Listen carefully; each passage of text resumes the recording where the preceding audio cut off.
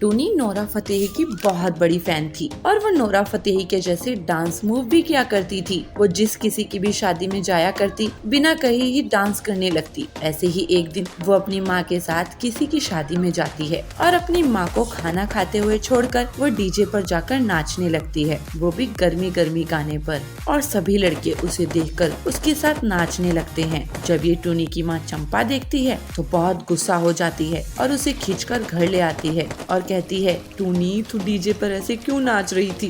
देख रही थी कितने गंदे गंदे लड़के तेरे साथ नाच रहे थे और गाना कैसा था वो? छी, अरे कल को तेरी शादी होनी है, अगर तू ऐसे ही कमर हिला के नाचती रहेगी तो तेरी सास क्या कहेगी और वो हमें ही गाली देगी कि कैसी परवरिश की है लड़की की।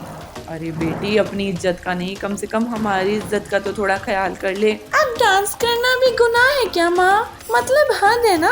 मैं तो डांस करना नहीं छोड़ने वाली हूँ, चाहे कुछ भी हो जाए। और आप मेरी सास की चिंता मत करो, वो तो बहुत खुश होंगी कि उन्हें नोरा फतेही जैसी डांस करने वाली बहू मिली है। ऐसे ही कुछ दिन बीत जाते हैं। फिर कुछ दिनों बाद टूनी के लिए एक लड़के का रिश्ता आता है और लड़का अच्छे परिवार का था, इसलिए टूनी के मम्मी पापा उसकी सोनू से शादी करवा देते हैं और टूनी अपने ससुराल में पहुंच जाती है। शादी कुछ जल्दबाजी में हुई थी, इसलिए शादी के अगले दिन सोनू के परिवार वाले एक रिसेप्शन रखते हैं और अपने सभी रिश्तेदारों और पड़ोसियों को इनवाइट करते हैं। और डीजे पर गाना बजते ही टूनी के अंदर पता नहीं क्या हो जाता है। जैसे ही नोरा फतेही का गाना शुरू होता है, नाच मेरी रानी, गाना चल ही रहा होता है, फिर क्या था, टूनी कहाँ रुकने वाली थी। वो तो सब कुछ भूलकर डीजे पर जाकर नाचने लगी और सभी मेहमान उसको ही घूरते रहे। और जब उसकी सास की नजर उस पर पड़ी तो वो मन ही मन बोली, हे भगवान, ये कैसी बहू आ गई, ये तो पूरी नोरा फतेही है, उसकी ही तरह कमर लचका लचका कर नाच रही है। हे भगवान, ये मेहमान क्या सोच रहे होंगे हमारे बारे में,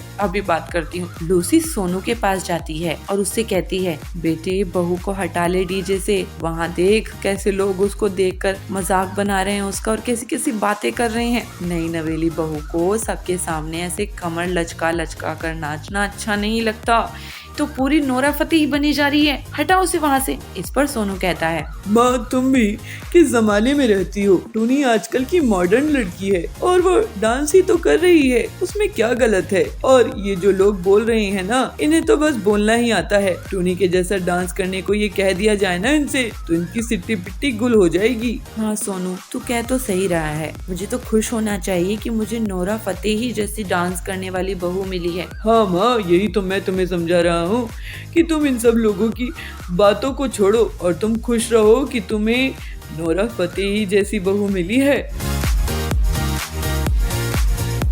गोवापुर गांव के जंगल में पीलू अपने पति बबलू के साथ रहती थी। दोनों पति पत्नी हनुमान जी के भक्ति करते थे। पीलू हर दिन हनुमान जी को बूंदी का भोग लगाती थी और बबलू उन्हीं के नाम का दिन भर जाप करता रहता था। पीलू, मेरा सपना है कि हम लोग भी कभी हनुमान जी के नाम से गरीबों को खाना खिलाए। जी, आपके ख्याल तो बहुत अच्छे हैं। जय हनुमान जी की। जब मर्जी होगी तब वो हमारे से ऐसा इंतजाम करा देंगे। हमें तो बस उनका नाम जपते रहना है जिससे ऐसा दिन जल्दी आए। बबलू लकड़ी के फर्नीचर बनाता था और छोटे मोटे रिपेयरिंग का काम भी करता था। पीलू घर संभालती थी। एक दिन, बबलू, तुम बहुत मजबूत फर्नीचर बनाते हो जो देखने में भी अच्छे होते हैं, लेकिन सुना है तुम्हारी कमाई ज्यादा नहीं होती है, तो क्या सोचे हो आगे के लिए? हरिया भाई, कमाई करने की बहुत कोशिश करता हूँ, लेकिन आपको तो पता है कोई भी अकेला काम करेगा तो उसकी कमाई कम ही होगी। मेरी कोई फैक्ट्री तो है नहीं ना। हाँ, आखिर अमीर लोग ही फैक्ट्री का सपना देख सकते हैं। हम गरीब लोगों के पास हमारे और परिवार के अलावा कोई नहीं होता है। तो कड़क सेठ कहते हैं, बबलू, मेरा ऑर्डर पूरा कर दिया क्या? जी कड़क सेठ जी, मैं आपका ऑर्डर पूरा कर दिया हूँ।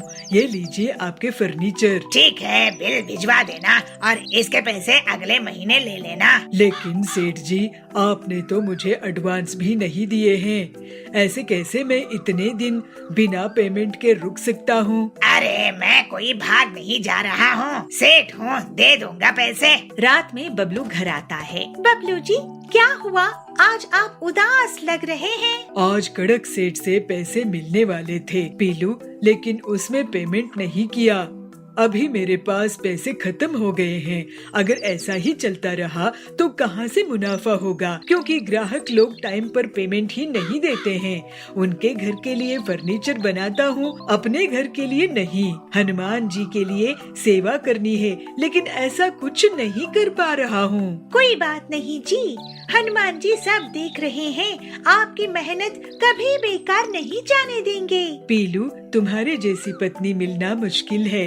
हनुमान जी की बहुत दया है हम पर। चलो उनकी शाम की आरती करते हैं। जय हनुमान जी। एक दिन कड़क सेठ के घर जब बबलू पैसे लेने के लिए पहुंचता है, वहाँ उसे कालू मिलता है। बबलू, अभी तुम्हारा पेमेंट नहीं हो पाएगा। कड़क सेठ 5 महीनों के लिए बाहर गए हैं, उसके बाद देखेंगे। ये सुनकर बबलू दुखी होकर वापस चला जाता है। इसके बाद वो घर आकर पीलू से सब बताता है। ये अमीर लोग हम जैसे गरीबों का पैसा लूट लूट कर ही अमीर होते हैं। जब तक इनकी तरफ हम उम्मीद से देखते रहेंगे, हमें धोखा ही होता है। हनुमान जी से प्रार्थना करके हम अपनी फर्नीचर की फैक्ट्री लगा लेते हैं। पीलू, फैक्ट्री बनाने में कितना खर्चा आता है पता है? मैं तो कहती हूँ सब छोड़कर हनुमान जी से ही हम पूछ लेते हैं, वो ही कोई रास्ता सुझाएंगे। हाँ, हमारे बस की नहीं है ये मुसीबत। अगली सुबह बबलू और पीलू हनुमान जी से लगातार प्रार्थना करते रहते हैं और उन्हीं की भक्ति से हनुमान जी प्रकट होते हैं। भक्त, आंखें खोलो, मैं आ गया हूँ। हनुमान जी आपकी जय हो। जय हो हनुमान जी की। प्रभु, आपने हमारी प्रार्थना स्वीकार कर ली। आप बहुत दयालु हैं। अब हम पर कृपा करिए प्रभु, हमें रास्ता दिखाइए। मैं तुम्हें बांस से नाव बनाना सिखा सकता हूँ। तुम्हें लकड़ी का काम तो आता ही है। बांस की नाव तुम गरीबों को बेच सकोगे, साथ ही उस पर मोटर लगा दोगे तो बांस का मोटर नाव बन जाएगा। आपकी दया अपरंपार है हनुमान जी। हमारे मन में आपके भक्तों के लिए भंडारा करने की कामना है। आप आशीर्वाद दीजिए प्रभु। सब अच्छा होगा पीलू। फिर हनुमान जी बबलू को जंगल भेजकर बांस बनवा लेते हैं। बबलू बांस काट कर लाता है और हनुमान जी के कहे अनुसार उन बांस को आकार देने लगता है। फिर वो और पीलू अलग अलग साइज के टुकड़ों को जोड़ते हैं और जल्द ही एक बांस का नाव तैयार कर लेते हैं। हनुमान जी, आपकी दया से ये बांस की नाव बनकर तैयार हो गई है। ये आपकी दया के कारण ही बन पाई है प्रभु। अब तुम लोग इसका व्यापार करो। जय श्री राम। फिर हनुमान जी वहाँ से अंतर्ध्यान हो जाते हैं। हनुमान जी ने जैसा कहा वैसा ही करते हैं। बांस की नाव को गरीबों को बेचते हैं और मोटर बांस की नाव बनाकर भी बेचते हैं। सही कह रही हो पीलू, अब मैं ऐसा ही करता हूँ। बबलू की बांस के नाव को देखने के लिए पूरे जंगल के लोग आते हैं। वाह वाह, ऐसा बांस की नाव तो मैंने कभी नहीं देखा। बबलू, तुम बहुत ही होनहार निकले। ऐसा करो, मेरा ऑर्डर लिख लो, मैं तो इन्हें एक्सपोर्ट करूँगा। वाह, बांस की नाव कोई इसे बना भी सकता है, ये मैं सोच भी नहीं सकती। मुझे 3 बांस की नाव बनाकर देना बबलू। सब हनुमान जी की कृपा है। और ऐसे ही बबलू बहुत मेहनत करके लोगों के लिए उनकी बांस की नाव तैयार करने लगता है और बहुत मुनाफा कमाता है। बबलू जी, अब तो हमारी पूरी जिंदगी ही बदल गई है। चलिए अब हम हनुमान जी का गरीबों के लिए भंडारा करते हैं। जय हनुमान जी। हाँ पीलू, अब देरी नहीं करते। जय हनुमान जी। और फिर इस तरह से बबलू और पीलू अपनी मेहनत से बहुत पैसे कमाने लगते हैं और दोनों हनुमान जी की भक्ति करते हुए खुशी खुशी रहने लगते हैं। आचार्य जयसूर्या अपने पर्यटन के दौरान गांव-गांव जाके वहां के लोगों को अपनी प्रवचन से अच्छी बातें सिखाते थे। आचार्य के मधुर वाणी और सत्य विचार से वहां के लोग बहुत प्रभावित होते थे। आचार्य के विचारों को अपने जीवन में लागू करके बहुत सारे लोग सद्गुणी बन गए थे। एक दिन पंढरपुर में आचार्य का प्रवचन चालू था। सज्जनों, अगर हम किसी का बुरा चाहते हैं तो हमारा भी बुरा होगा। अगर हमारे विचार अच्छे रहेंगे तो हमारे साथ भी अच्छा ही होगा। कितना सीधा साधा है यह विचार। आचार्य की प्रवचन चालू था तो तभी वहाँ पे एक आदमी आके पहुँच जाता है और आचार्य की पैर पे साष्टांग नमस्कार करते हुए यह कहता है, आचार्य जी, मुझे बचा लीजिए, मैं तो आपकी शरण में आ गया हूँ।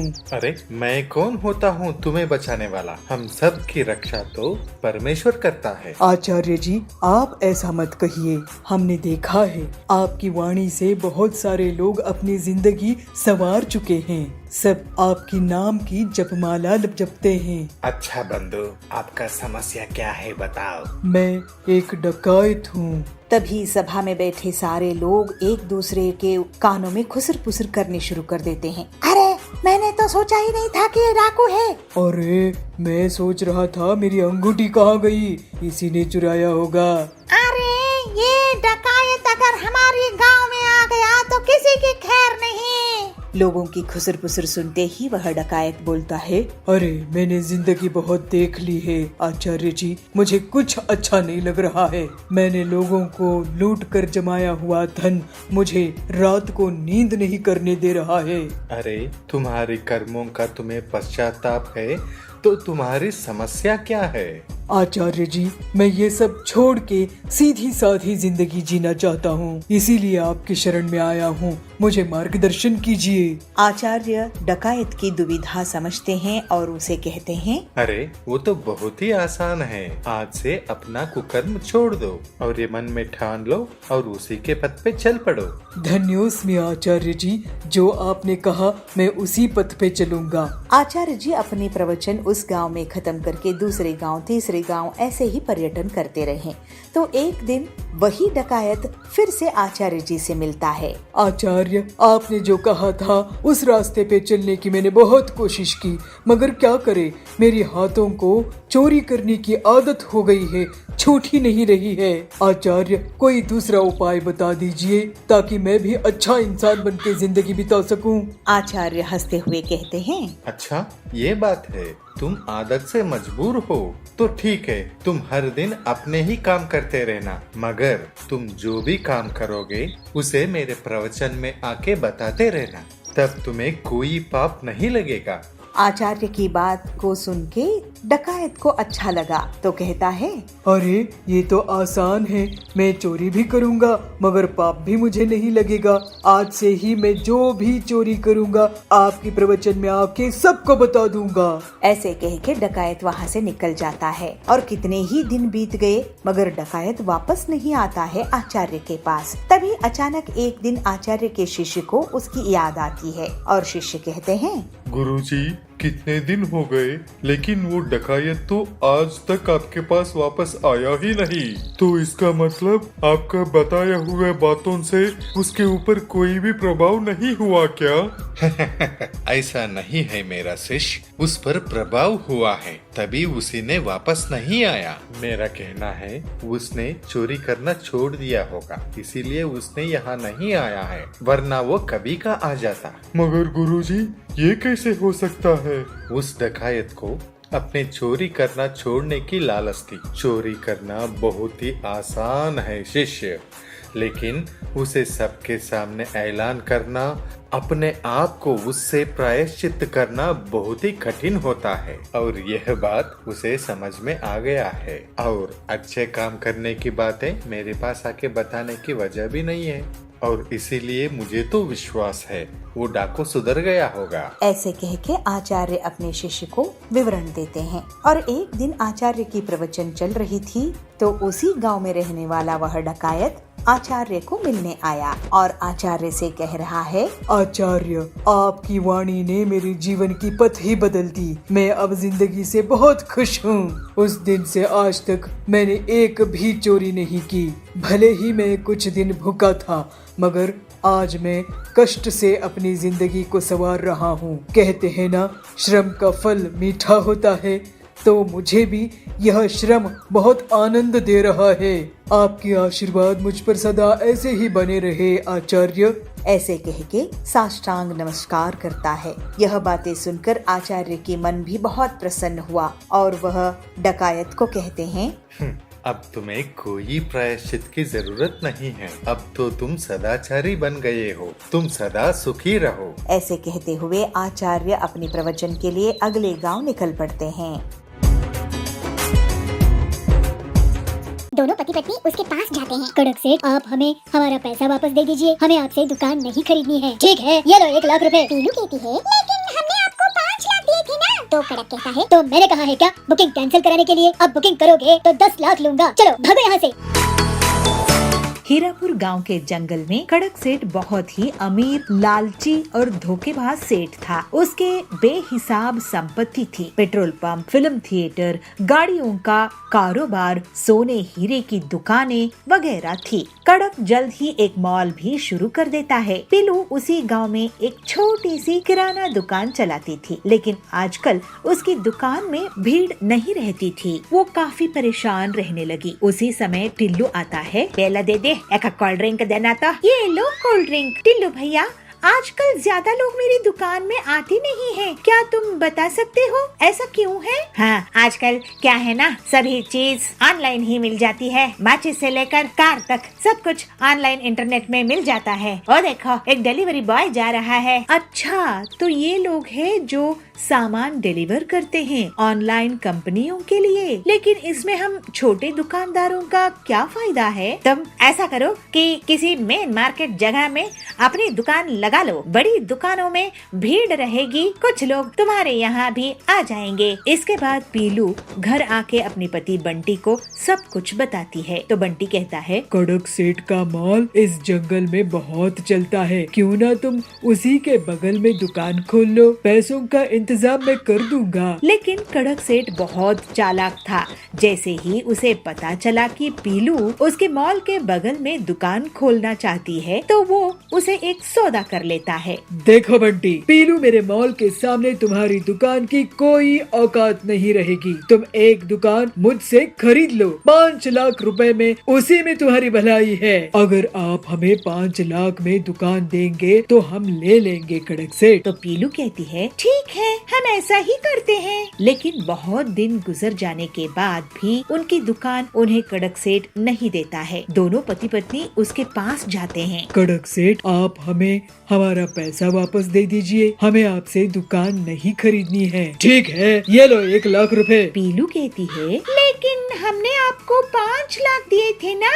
तो कड़क कहता है, तो मैंने कहा है क्या बुकिंग कैंसिल कराने के लिए? अब बुकिंग करोगे तो 10 लाख लूंगा। चलो भागो यहाँ से, नहीं तो ये भी नहीं दूंगा। दोनों पति पत्नी दुखी मन से घर आते हैं। तो पीलू कहती है, अब हम क्या करेंगे जी, हमारी पूरी संपत्ति खर्च हो गई है। मुझे सोचने दो, कोई न कोई रास्ता तो निकलना होगा। फिर बंटी अपने दोस्त हरिया के पास जाता है। वो एक ऑटो मैकेनिक था। उसके पास एक पुरानी गाड़ी थी। बंटी अपने दोस्त से पूरी बात कहता है और हरिया उसे उस गाड़ी का उपयोग बताकर एक आइडिया देता है। बंटी बहुत खुश हो जाता है। वो घर आकर पीलू को अपना प्लान बताता है। तो पीलू कहती है, ये तो वाकई बहुत अच्छा प्लान है। अगले दिन बंटी गाड़ी में पूरी किराना दुकान सजाकर निकलता है। लोग बड़ी हैरानी के साथ उसे देखते हैं। तभी जाबाज कहता है, अरे ऐसे सुपर मार्केट तो मैंने पहले कभी नहीं देखा। तो बबली कहता है, वाह वाह बंटी भैया,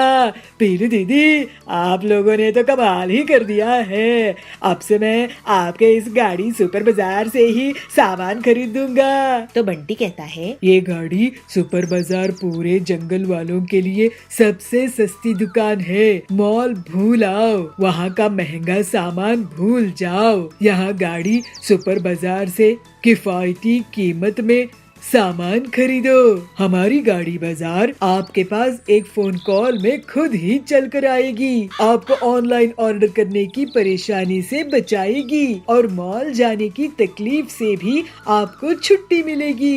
इस तरह से बंटी और पीलू अपना गाड़ी सुपर बाजार चलाने लगते हैं और जंगल के पक्षी उनको बुला बुलाकर उन्हीं के यहाँ सामान खरीदने लगते हैं। जल्द ही कड़क का महंगा मॉल बुरी तरह से नुकसान में चला जाता है और जो उसने बैंक लोन लिया था वो नहीं चुका पाता है। इस वजह से उसे जेल हो जाती है। फिर पीलू और बबलू हंसी खुशी अपना जीवन बिताने लगते हैं।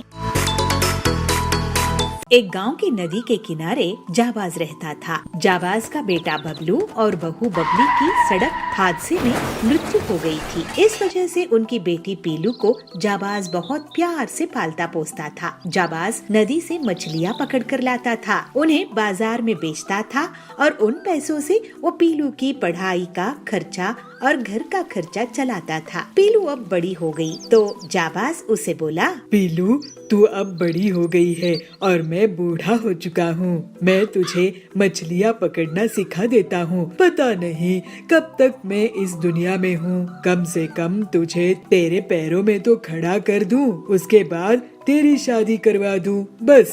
दादाजी आप मेरी चिंता मत कीजिए, मैं पढ़ लिख कर कुछ न कुछ काम कर ही लूंगी। लेकिन जल्दी ही जाबाज की तबीयत खराब हो जाती है और वो बिस्तर में पड़ जाता है। मैं मछली पकड़ने का काम करूंगी दादाजी।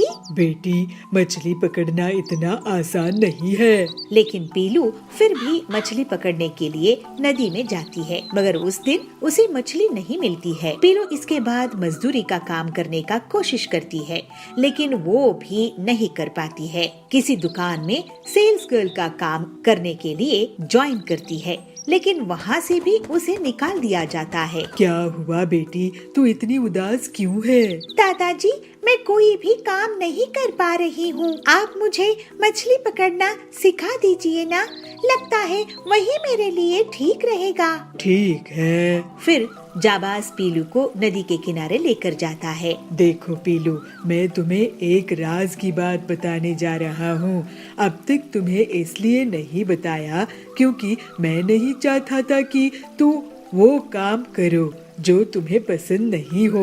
ये एक खानदानी राज है जिसकी मदद से हम मछलियाँ पकड़ते हैं। ऐसा क्या राज है दादाजी? मछली पकड़ने के लिए मैं नूडल्स का इस्तेमाल करता हूँ। फिर जाबाज पीलू को नूडल्स से मछली पकड़ना सिखाता है। इस तरह से थोड़ी सी प्रैक्टिस के बाद पीलू मछली पकड़ने लगती है। इसके बाद पीलू खुद से मछली पकड़ने आ जाया करती थी। दादाजी देखिए, मैं ये पैसे कमा के लाई हूँ आज की मछली पकड़ने से। वाह बेटी, ये तो बहुत बढ़िया बात है। फिर पीलू की शादी जाबाज अपने दोस्त के पोते से करवा देता है और पीलू और उसका पति मछलियों का बड़ा सा कारोबार शुरू कर देते हैं। अब पीलू अपने परिवार में हंसी खुशी रहने लगती है।